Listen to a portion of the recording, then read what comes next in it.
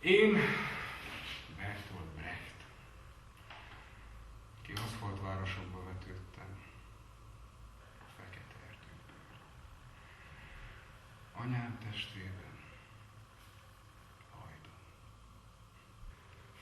Az Oszfolt város az otthonom. Valamennyi halotti szentségét magamhoz vettem. Újságokat és dohányt, pálinkát. A városokból az marad, mi rajtuk átfütyül. A szél. Csak állt Jakobos szelíd napon.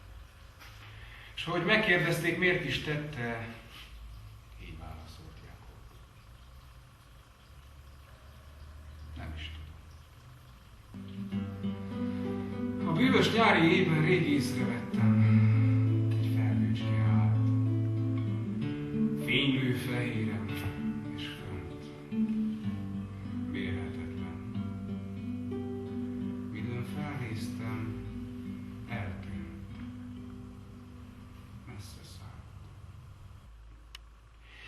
Itt van hát, állik fegyverben, sok-sok évezred óta ez az elnyűhetetlen katona.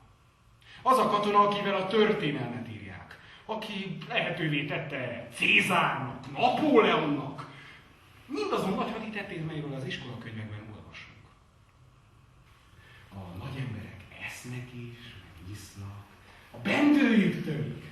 Tetteiket hallgatja a szegény nép, szintén csak eszik, iszik.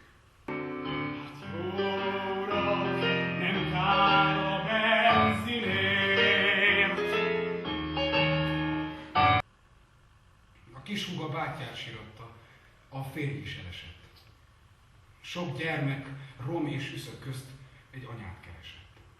És így nem tudták meg szegény gyerekek, hogy hol van Mikulé.